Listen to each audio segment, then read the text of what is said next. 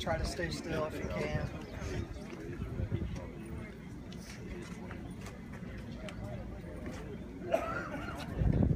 Can I get your first and last name spelled out? Paul Milo, M-I-L-U-M.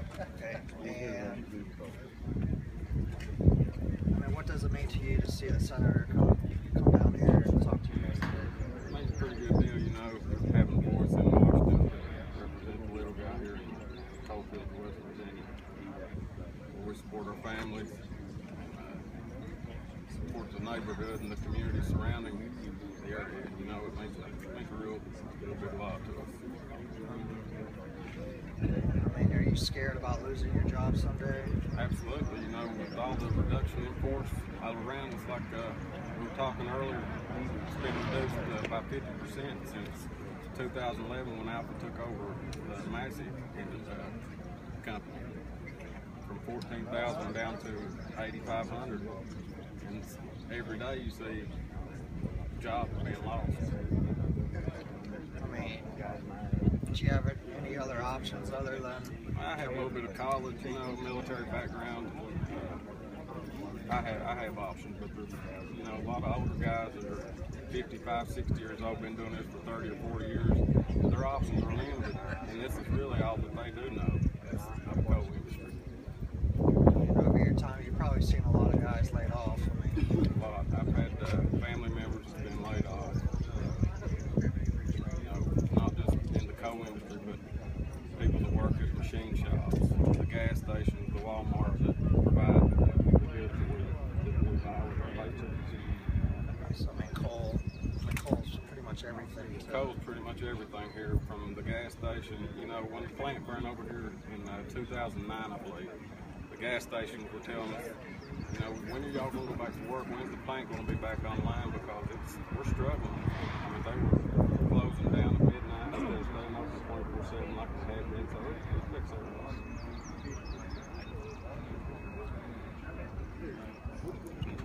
What's your name? Anthony Cosby. Second, and I'll get the C-O-S-B-Y. And you're Adam Hall.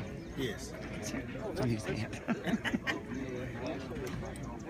Guys, I live 1.4 miles from this plant. I drive by it every single day, and I see the stockpiles go up, and I see them go down. And it makes me nervous when they're up, and it makes me happy when they're down, because that means people are buying it. What's the one piece of advice that you could give to the guys that are out of work? Because I'm sure you've thought about that prospect yourself. What would you say to them? Well, spread the message. You know that coal powers this country. Without it, our country is defenseless. Our borders will be weak. Our economy is going to be weak. Let's get the word out that coal is not the enemy. Thank you, guys. Hey guys, let me get in between y'all here and we'll just talk a little bit. Okay, come on. Don't be shy. Before they ask you a lot of questions, a lot of tough questions, guys. The main thing is, if you asked it, I'll let you answer the question, but I think it's about the ruling that came down. Opinion from the Supreme Court. The opinion from the Supreme Court, and then I've got a separate question that's not coal. Well, let's talk about the opinion from the Supreme Court that came down, and the opinion was written by Scalia, one of the justices, Scalia. It's the first light or ray of light that we have seen where common sense would prevail, and that basically common sense is saying you must take in the effects of the economy and the devastation that you've had on people's jobs, their lives, the region where they come from, which is what we've been saying all along. For the gains that you think are going to happen from the environment when the United States of America burns less than 1/8 of the world consumption of coal. So at least someone has said, in a reasonable way, the economy and the jobs and people's lives are being affected much more by what you're doing from this government and the policies of our government than the environment enhancement that might be if you quit burning every lump of coal in the world or in America, because the world's going to burn more than ever before. So what we're saying is giving us a ray of hope that other decisions will be looked upon as being unreasonable. And I said if they're unobtainable, they're unreasonable. and they're putting criteria for us to meet, which we say a war on coal means you can't do something if it hasn't been proven it can be done. That's all. We can do anything that you show us that's feasible. But when you just arbitrarily put a figure and say meet this standard, and you have no technology to meet it, and it's never been done, that's not reasonable. And I said this all along. Agencies and federal government shouldn't be making laws that basically haven't been legislated. So you can't regulate what we didn't legislate. Why do you send us there? I'd rather take my chances and get up and speak and defend it and debate it.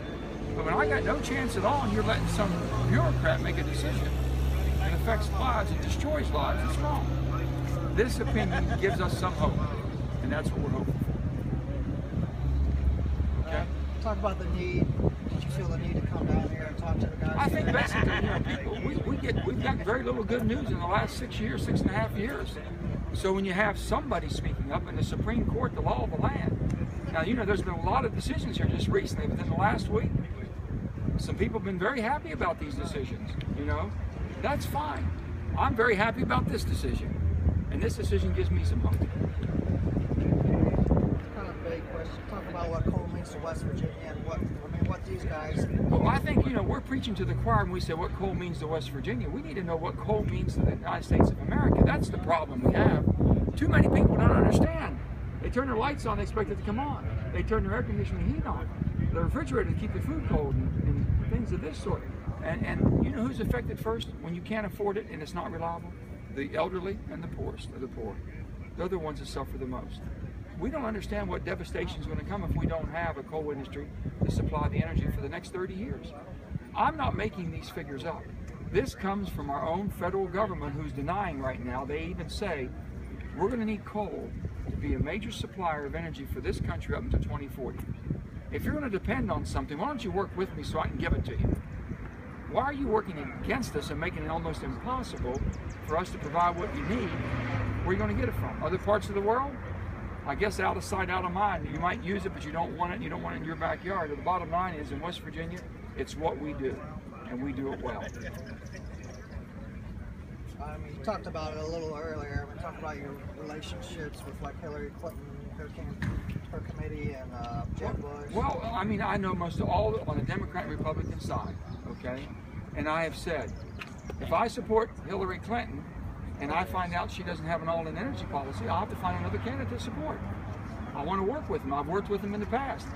If I can't work with them, I will find somebody that I can. Doesn't matter what side of the fence they're on. Just whatever's best for America is where I'm going to be. And right now, I think the people I know have an all-in energy policy. So I hope that works out. Okay? It does. That's for sure.